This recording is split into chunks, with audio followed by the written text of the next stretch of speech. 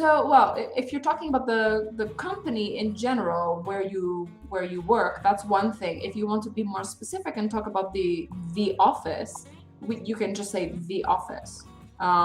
There's no anytime anyone talks about the office, we understand that they're talking about the office they work in. So you don't have to say investment office. You don't need to add any adjectives or anything to modify the word office. But when I don't know the person that I'm talking to, I think that's good to specify. It's if not, it is a bit vague. It is a little bit vague, but it opens the door for someone to ask you, "Oh, where do you work?" Okay. Okay, that's a little bit more natural, because if the topic of conversation is commute, then I just need to know how you get to your office. I haven't asked you about where you work yet, for example, in a normal conversation, but that's the natural progression of the conversation. And if you try to put the two different ideas together, I mean, you can, but it's like, how do I put it? It's like a resume. It's like you're forcing the information to go together. Like, okay, you really want someone to know, yes, I work with investments. I got it. Okay, perfect. But what I was going to say, when you say company of investments, anytime we have this order where we have a noun, the preposition of, and another noun, we take the last noun and we move it before, and we change the order to make it what's called a compound noun. So two or more. Is it wrong to say the other way? It's uncommon and it's low level. Okay. So a native speaker generally wouldn't say company of investments. There are some situations in which it's more natural to use noun of noun, but generally we use noun and noun without the preposition, okay? Which one is more formal? It's not about formality. It's about vocabulary level. Okay, so it's possible that when we use noun of noun, it could be more formal because we're trying to be really specific, but this is more in academic writing, not in natural conversations. How would you write if you were doing a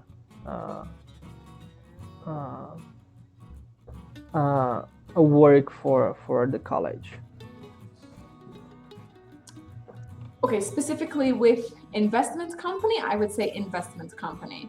Let me an example where we would use of. I'm trying to think. It's that we don't use many. There aren't many combinations that we use of. Some are very specific. What's the difference between the phrases? He is a friend of mine and he is my friend. That's different because we're using a personal pronoun, my. It's not the same thing. The meaning is not different. The meaning is not different, no. The meaning could be different depending on if you emphasize one of the words. He's my friend, meaning not your friend. Okay. Okay. He's a friend of mine. This is more general. There's nothing there that we could emphasize to mean my friend, not your friend. The tone changes everything. Exactly. Yes. But let's see. I'm trying to think of an example I can show you with the two nouns, but I can't think. Okay, hold on. I will find one.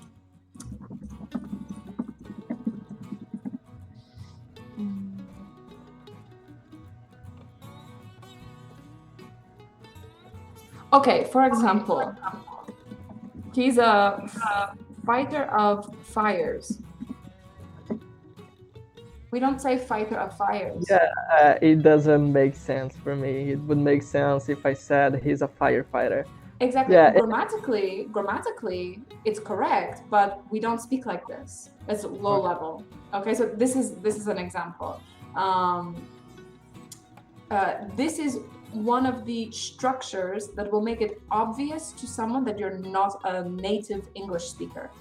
Okay, so if you notice that you're using a noun to describe another noun with the preposition of, think about it for a second because probably you can switch the order and it will sound more natural. Okay? Okay, great. Okay, perfect. Okay, all right. So you were in the military. How was that? Did you enjoy your time there?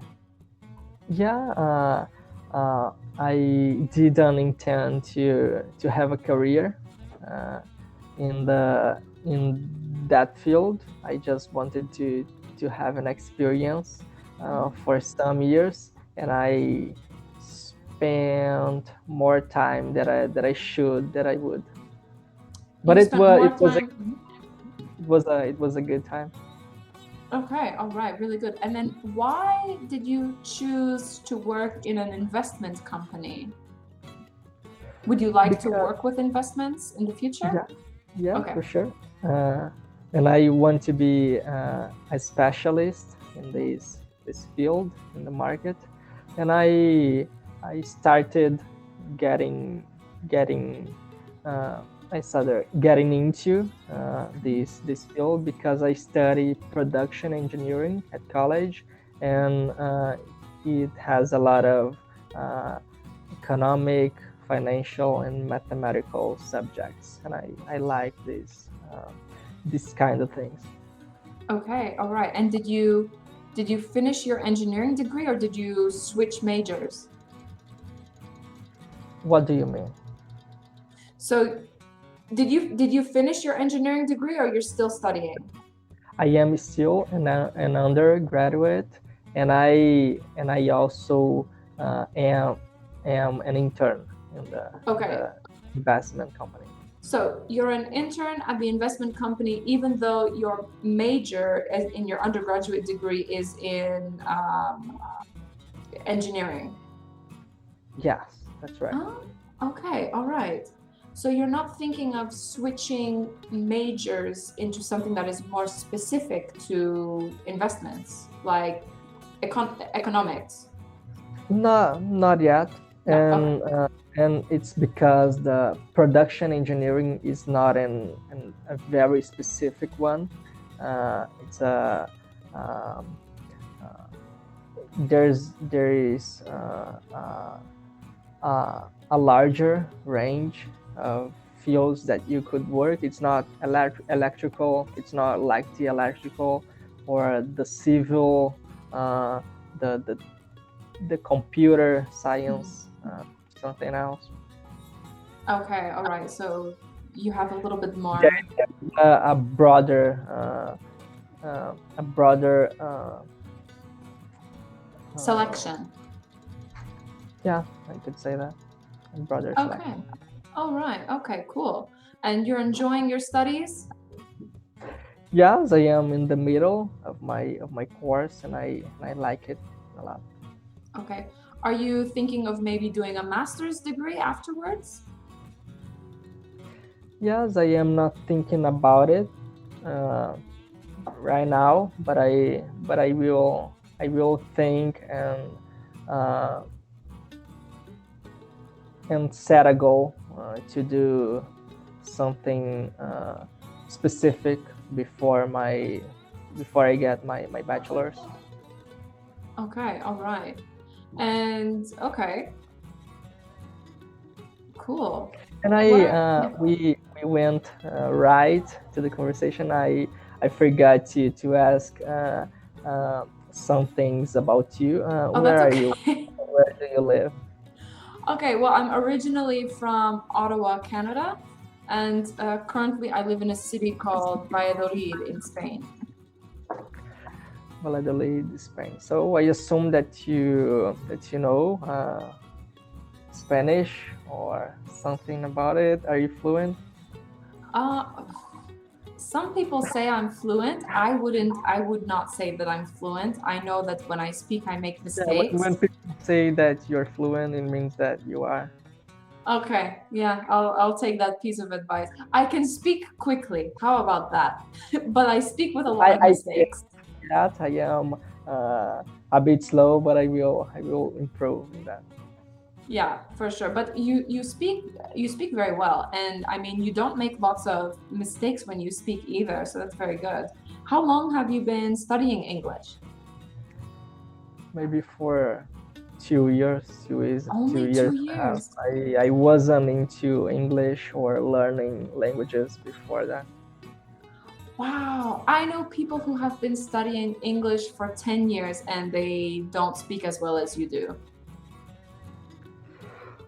I think that some people are more committed than the others.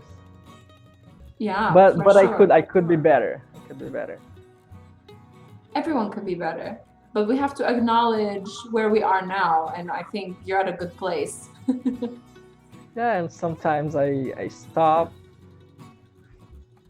Sometimes I stop learning and I get back and I uh, I lose a lot of vocabulary and I have to remember when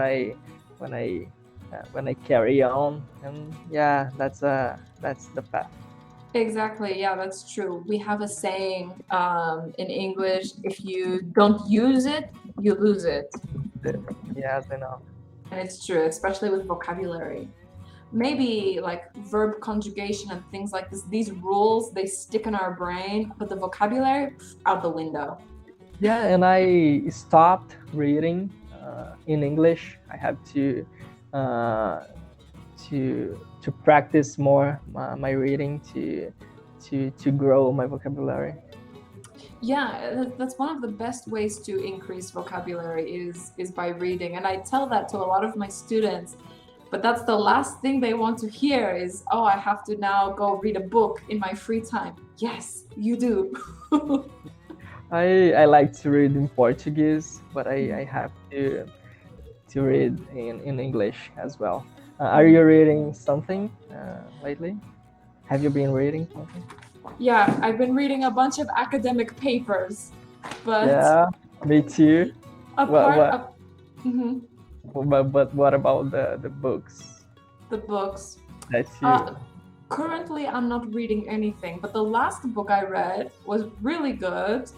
I'll tell you, it was called The Heart Goes Last. It's not romance, and it's by Margaret Atwood. Margaret Atwood is a fantastic Canadian author. I can recommend her. I can't recommend her enough. She writes what's the word? Dystopian fiction. Okay. Yeah, Uh, you like you like fiction and yeah, related. this book is crazy. I mean, it's like Have you ever read the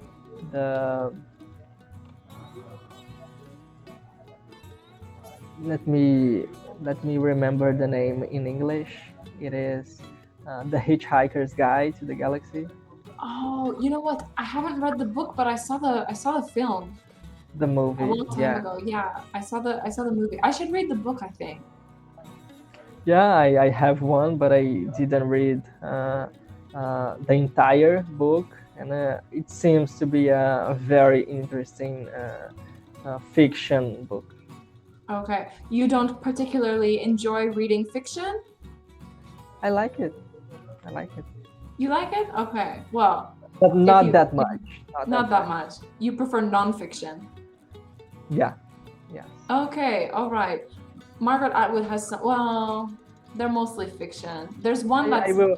I will. I'm gonna search some books by her. Yeah, they're really good. They're really good. I really recommend them.